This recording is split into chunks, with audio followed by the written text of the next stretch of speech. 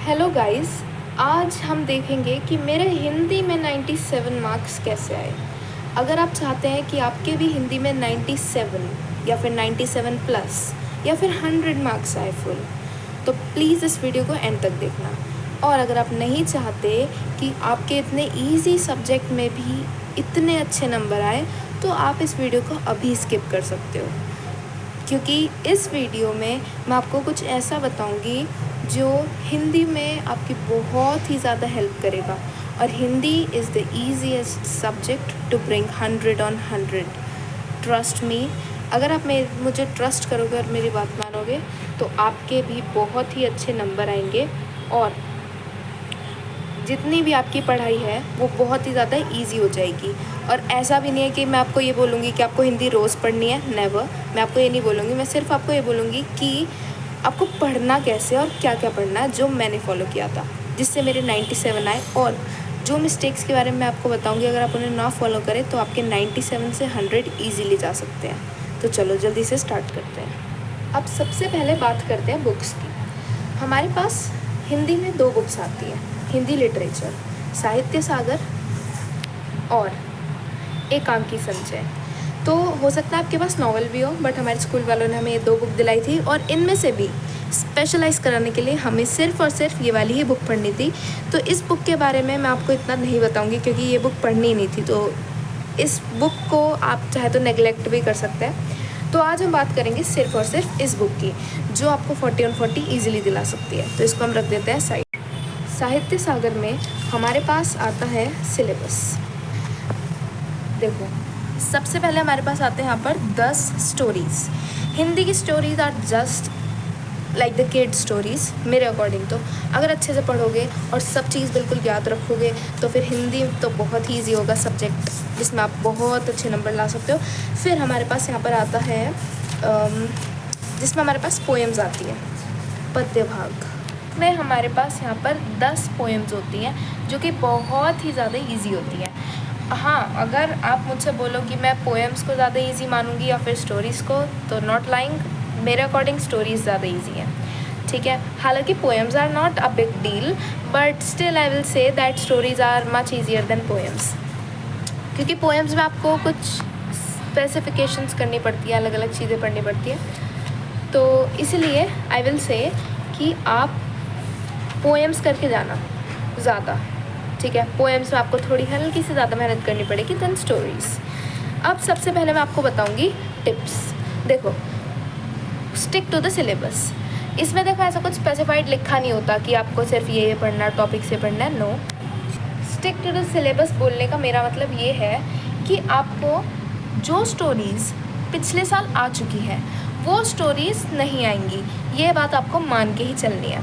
जैसे अब की बार महायज्ञ का पुरस्कार आया था और आपको महायज्ञ का पुरस्कार नेक्स्ट टाइम के लिए नहीं करना। हालांकि देखो, ट्रस्ट इश्यूज़ मेरे भी हैं, मैं कभी नहीं बोलती कि ये चैप्टर मत करो, बिल्कुल ही छोड़ दो।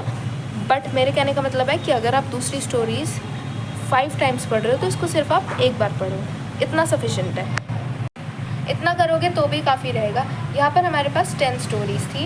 10 स्टोरीज़ में से मैंने कुछ स्टोरीज़ जो बिल्कुल मुझे लगता था कि आनी है, जैसे देखो आप देख सकते हो 2025 में चैप्टर 1, 10 और 2 आया था। बात अठन्नी की, 2 कलाकार और काकी। इन 3 चैप्टर्स की प्रोबेबिलिटी बहुत ही कम थी आने के लिए, तो ये चैप्टर्स मैंने अकॉर्डिंगली कम करे हैं। ठीक है, अगर आप कंपेयर करो तो। फिर बात आती है हमारे इन कुछ चैप्टर्स की, इन 7 चैप्टर्स की जो हमारे पास बच जाते हैं। इन चैप्टर्स को मैंने बहुत ही अच्छी तरीके से पढ़ा था। अब देखो करना क्या है। Let's take the first story, बात अठन्नी की।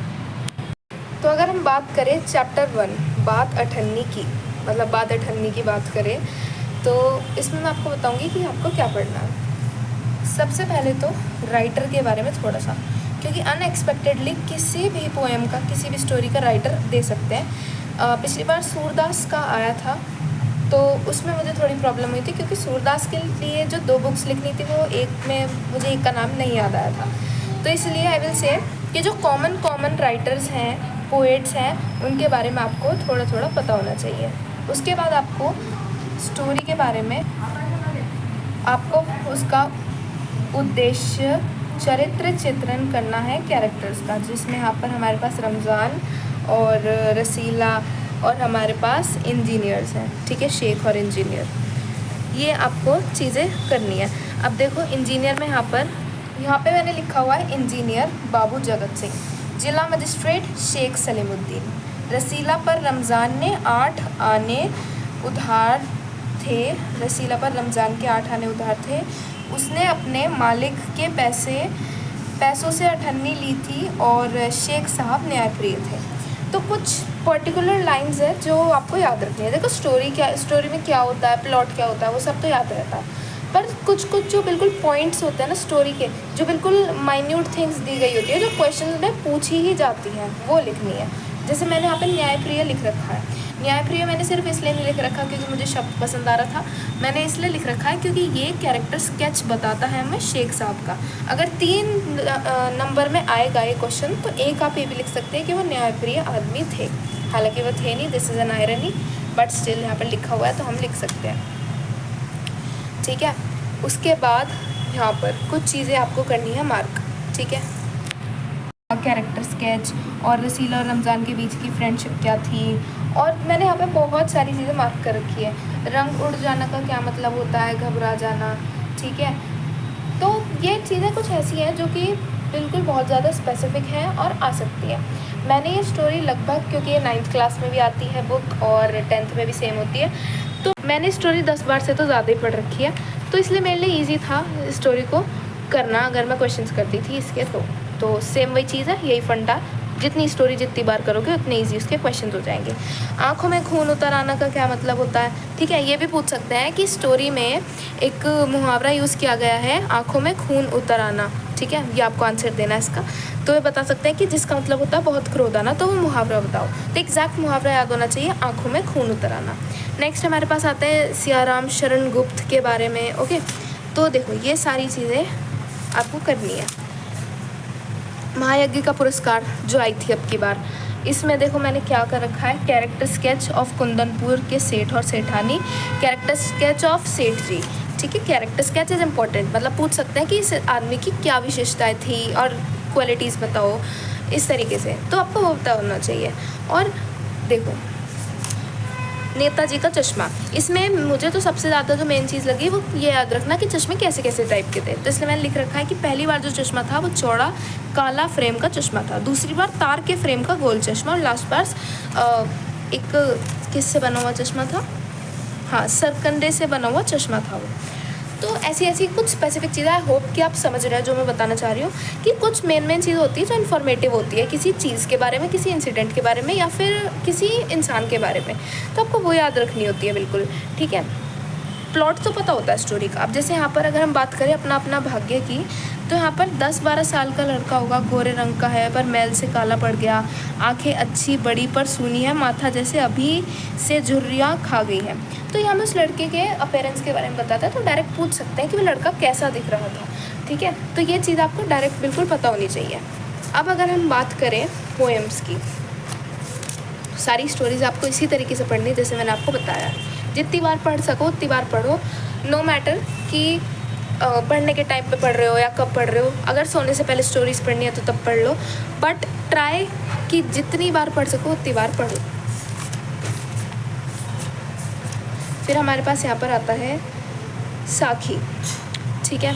साखी में कबीरदास, यू नो कि कितने फेमस राइटर हैं, पता ही होना चाहिए इनके बारे में। तो और ऑल्दो मैंने एक वीडियो डाली हुई है साखी के ऊपर, तो वो वीडियो बिल्कुल जैसे मैंने साखी पढ़ी थी बिल्कुल सेम उसी तरीके से मैंने आपको भी उसमें बता रखा है। तो आई विल सजेस्ट कि आप वो वीडियो जाकर देखो इसी चैनल पर, क्योंकि उस वीडियो में मैंने आपको बहुत ही डिटेल से, जितनी डिटेल से साखी बताई जा सकती है मैंने उतनी डिटेल से बता रखा है, ठीक है। अब देखो इसमें सबसे पहले आपको मुहावरे, मतलब सॉरी, ये जो आपको दोहे दे रखे हैं इनका उद्देश्य पता होना चाहिए। फिर आपको छोटे छोटे वर्ड मीनिंग्स पता होने चाहिए, क्योंकि इनमें देखो ये नॉर्मल हिंदी तो है नहीं, ठीक है, तो इसमें वर्ड्स कुछ डिफरेंट यूज़ हो रहे हैं, तो उनका मतलब पता होना चाहिए। फिर आपको पैराग्राफ्स का भी मतलब पता होना चाहिए, क्योंकि इसमें डायरेक्ट पूछ सकते हैं कि इस पैराग्राफ का मतलब बताओ 3 मार्क्स में। अब 3 मार्क्स में 2 से 3 लाइन तो नहीं लिखी जा सकती फॉर श्योर, और वैसे भी हिंदी है, तो इसलिए आपको कम से कम हर एक पैराग्राफ पे एक बड़ा लंबा चौड़ा पैराग्राफ लिखा आना चाहिए, ठीक है। कबीरदास का जीवन परिचय, ये मैं आपको बता चुकी हूँ कि आपको ये पढ़ना है। देखो गिरधर की कुंडलियाँ। इतनी बड़ी एक्सप्लेनेशन मैंने इसमें कर रखी है। अपनी बुक मैंने इसमें इतनी ज़्यादा मतलब मैसी कर रखी है जस्ट बिकॉज कि मुझे समझ आ जाए, ठीक है। मतलब कि मैं नहीं चाहती थी कि मैं अपनी बुक साफ़ रख के बार बार हेल्प लूँ फ़ोन की, गूगल की, कि मैं देखूँ कि क्या मतलब है। मैंने इसमें लिख लिया और मुझे लिखते ही टू बी ऑनेस्ट याद हो गया कि हर एक लाइन का क्या मतलब है। तो आई विल सजेस्ट यू कि आप भी अपनी बुक में ऐसे लिख लो, क्योंकि क्या फ़ायदा बुक को साफ़ रखने का भी जब समझ नहीं आएगा, ठीक है। और इसमें तो बहुत ही डिफरेंट वर्ड्स यूज़ हो रहे हैं, तो फिर अच्छा यही होगा कि आप भी ऐसे करके लिख लो। चाहो तो स्क्रीनशॉट ले सकते हो, राइटिंग समझ आ जाए तो। अभी इसमें मैंने बहुत गंदी राइटिंग में लिख रखा है। सेम गोज़ हियर, ठीक है। स्वर्ग बना सकते हैं, ये सारी चीज़ें मैंने यहाँ पर लिख रखी है। देखो, मेघ आए, मेघ आने पर क्या होता है, ये क्वेश्चन डायरेक्ट आ सकता है 3 से 4 मार्क्स में। हवा बहने लगती है, ठीक है। और धूल बालिका के रूप में आती है, नदी स्त्री के रूप में आती है, पीपल बूढ़ा व्यक्ति होता है, लता नवविवाहित स्त्री होती है, ठीक है। ये सारी चीज़ें you have to remember. Surdas का जीवन परिचय, and there are so many things, okay. पर ये पूरी बुक आपको बिल्कुल कहते हैं ना घोट के पी जानी है, तो बिल्कुल आपको पूरी बुक ये वही करनी है। और इतनी इजी है इसको पढ़ना, इतना इजी है कि अगर आप इस बुक को मतलब हफ्ते में आधा घंटा 1 घंटा भी दे दोगे ना, तो आई विल श्योरली से कि हाँ आपके बहुत ही अच्छे नंबर आ जाएंगे हिंदी में। आपके पास अभी भी टाइम है, आप पढ़ सकते हो अच्छे से। बस अगर आपकी हिंदी वीक है तो नेगलेक्ट मत करना। नेगलेक्ट करोगे तो बिल्कुल माइनस और वीक पॉइंट बन जाएगा। नेगलेक्ट मत करना। अगर हिंदी वीक है तो इसको अभी से लेके चलो, क्योंकि आपकी सबसे बड़ी पॉजिटिव पावर बन सकता है इन बोर्ड्स। अब हम बात करते हैं सेकंड पार्ट की, जो कि हमारे पास आता है हिंदी लैंग्वेज का पार्ट। 40 मार्क्स का ये पार्ट होता है और 40 मार्क्स का ही हमारे पास आता है हिंदी लैंग्वेज का part. Hindi language is super easy. तो हिंदी लैंग्वेज में देखो, मैं आपको बताती हूँ। हिंदी लैंग्वेज में देखो, ऐसे देख सकते हो, ये पूरा पेपर पैटर्न है हिंदी लैंग्वेज का, सिर्फ इतना ही आता है। देखो, अगर आपने बचपन से हिंदी के बेसिक्स पे फोकस करा होगा तो ये आपको थोड़ा सा भी प्रॉब्लमैटिक नहीं लगेगा। जिसमें आपके पास चॉइसेस आती है 2 लेटर्स की, और फॉर श्योर ये 2 लेटर्स फॉर्मल और इनफॉर्मली होता है, ठीक है। तो मैं तो फॉर श्योर इनफॉर्मल लेटर्स के साथ ही जाना पसंद करती हूँ, क्योंकि इसमें कुछ भी लिख सकते हो, कुछ भी इन सेंस कि एक लिमिट नहीं होती कि आपको एक फॉर्मल टोन रखनी होती है, उसमें आप लिख सकते हो नॉर्मली, ठीक है। उसके बाद फिर हमारे पास आता है क्वेश्चन 3 में ये एक पैसेज होता है। इस पैसेज को पढ़ के, अच्छे से पढ़ के, you have to answer these questions. ये आपका आता है 10 मार्क्स का, 5 क्वेश्चन है, हर एक क्वेश्चन 2 मार्क्स का। इसकी सिर्फ मेन जो आपके पास एक सर्कमस्टांस होती है, जो कंडीशन होती है, वो ये होती है कि डायरेक्ट यहीं से उठा के आपको नहीं लिख देना, क्योंकि आप 2nd क्लास में नहीं हो, 3rd क्लास में नहीं हो। बेशक यहाँ पर ये लिखा हो कि लेट्स टेक, रमेश का बहुत ही बड़ा खेत था, ठीक है। अगर ये लाइन है और वह अपने खेतों में चावल उगाता था, ये लाइन है, तो आप ये नहीं लिखोगे कि रमेश का बहुत बड़ा खेत था और वो चावल उगाता था। नो, आप लिखोगे कि रमेश एक बहुत ही मेहनती आदमी था। इसमें अगर दे रखा हो बाद में, रमेश एक बहुत ही मेहनती आदमी था और वो अपने बड़े से खेत में चावल उगाने का काम करता था। तो ये थोड़ी एक, देखो बात वही है बट एक कहने का तरीका अलग है, तो सिर्फ आपको यही करना है। फिर हमारे पास क्वेश्चन 4 में आते हैं विशेषण, ठीक है, पर्यायवाची और विपरीतार्थक शब्द, मुहावरे, भाववाचक संज्ञा और 1 2 3 डू एज डायरेक्टेड। तो ये थोड़े से क्रिटिकल हो सकते हैं अनटिल एंड अनलेस अगर आपने थोड़े से मुहावरे ना पढ़े हो। तो जब भी टाइम मिले मुहावरे पढ़ो, विशेषण पढ़ो, पर्यायवाची पढ़ो। हालांकि बचपन से अब तक आपने जो भी ये चीज़ें पढ़ी होगी ना हिंदी के ग्रामर की, वो आपके अब बहुत ही ज़्यादा काम आने वाली है, बहुत ज़्यादा।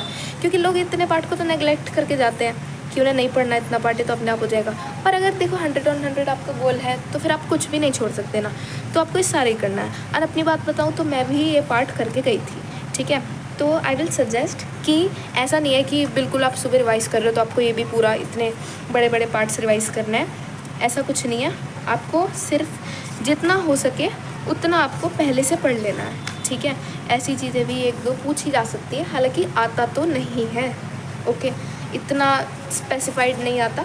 एक आधे शब्द में हो सकता है कि आप अटक जाओ, पर जनरली इट इज़ ईजी। और हाँ, एक चीज़ तो रह गई थी जो कि है एस्से, जो कि क्वेश्चन 1 होता है 15 मार्क्स का।